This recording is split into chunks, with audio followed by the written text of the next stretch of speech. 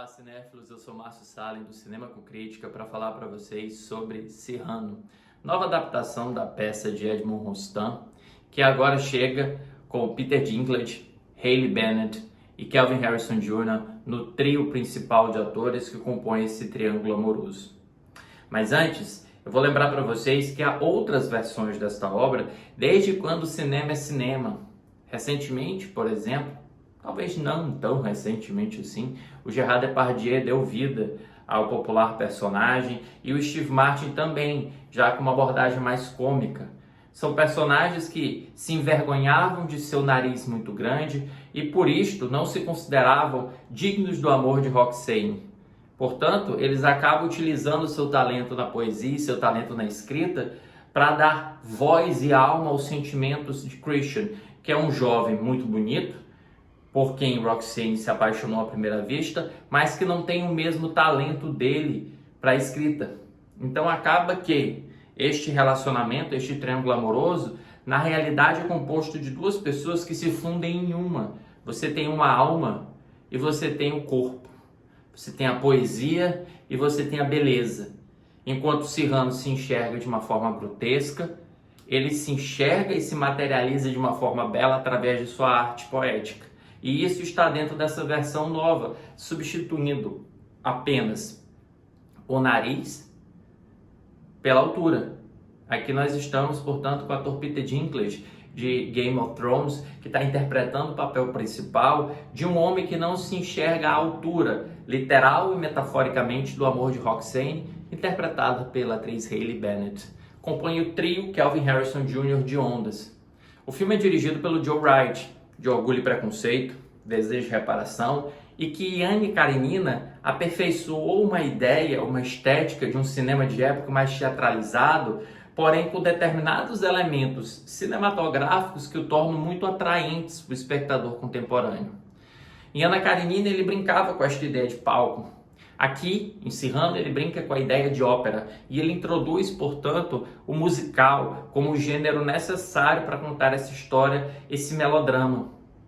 Até que, embora as canções não sejam aquelas que nós vamos sair do cinema cantarolando, como aconteceu ou como costuma acontecer em musicais mais exitosos, ao menos estas canções, interpretadas por estes atores, elas se tornam muito relevantes para desenvolver a trama e para empurrá-la adiante, conferindo também um ar de novidade, um ar de contemporaneidade a uma trama que, para quem já está familiarizado a ela, como é o meu caso, pode ser o seu, está um pouco batido. É que nós precisamos discutir como trazer essa peça para os tempos de hoje pode provocar reflexos na nossa interpretação em face à sociedade que nós temos e em face à evolução humana que nós atravessamos. De certa forma, a personagem da Roxane, ela acaba se colocando como esta mocinha que ela vive em função do seu amor.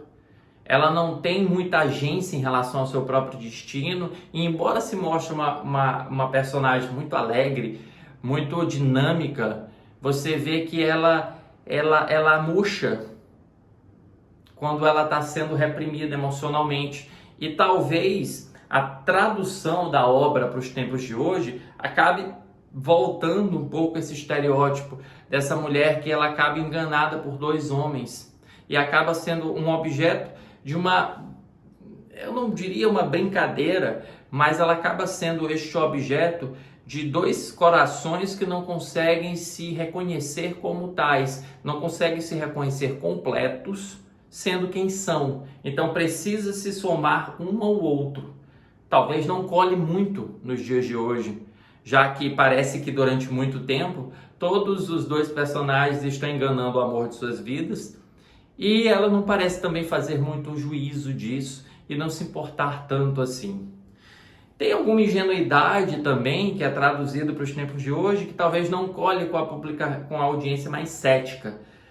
Por exemplo, se antigamente você poderia aceitar de bom tom que a carta escrita pela letra do Cyrano, que é um grande amigo da Roxane, que já era familiarizada com sua letra, possa ser lida por ela e não ser confundida, ser tomada como uma carta do Christian, Hoje já é difícil você dizer que aquela grafia, você aceitar isso com uma facilidade muito grande no roteiro. Essa suspensão de descrença para que a narrativa tenha vida se torna mais complicada quando você começa a perceber que é o Cyrano que canta para ela, mas ela acredita que é o Christian que está cantando. Só que ela não teria como confundir as vozes. Nós já somos espectadores de cinema há muito tempo. Nós já estamos nessa arte há mais de 125 anos. E talvez hoje essa ingenuidade não caia tão bem assim com o espectador. Pode ser culpa nossa também. A gente pode estar num ponto em que nós não aceitamos mais com tanta facilidade estes recursos do roteiro. Nós perdemos essa capacidade da fantasia, de imaginar, mas dentro da narrativa acaba me parecendo também muito problemático. E um outro aspecto que me chama muita atenção é como Cyrano parece dialogar muito bem com as redes sociais, com a ideia de que nós vendemos para o mundo de fora uma pessoa que nós não somos, porque nós temos vergonha de nos encarar no espelho e nos enxergarmos como pessoas completas. Dessa forma, talvez, se pela ingenuidade não pareça se adaptar tão bem para os dias de hoje, por este aspecto do avatar, de como Cyrano acaba se enxergando em Christian como um avatar belo, um avatar fisicamente agradável aos olhos de Roxane, e ele começa a enxergar nas palavras do Cyrano também uma maneira de verbalizar o seu sentimento de uma forma que agrade os ouvidos de seu amor. Você acaba percebendo como nós também enganamos a nós mesmos, enganamos aos outros, enquanto nós vendemos uma imagem que talvez não seja nossa, ou um texto que, embora seja nosso, mas ele pode partir de ideias que nós queremos que as outras pessoas escutem, e não necessariamente partam do nosso coração e partam do nosso estilo de palavra. Então, talvez Cyrano se comunique muito nesse aspecto com a audiência de hoje. Acaba que a obra de Edmond Rostand, ela é muito interpretada e muito adaptada nos cinemas e em outras mídias, porque ela não envelhece tão mal. Ela envelhece em direção a valores e a temas que nós discutimos hoje em dia. Poderia ter uma melhor construção da Roxane? Poderia. Inclusive, na versão do Steve Martin, há um trabalho bem melhor dessa personagem. Poderia também que estas músicas que foram adaptadas e trouxeram uma certa jovialidade à narrativa fossem melhor escritas? Sim.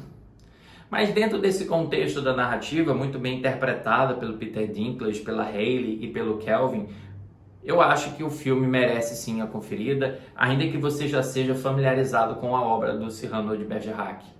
Se você não é familiarizado, então a visita se torna obrigatória.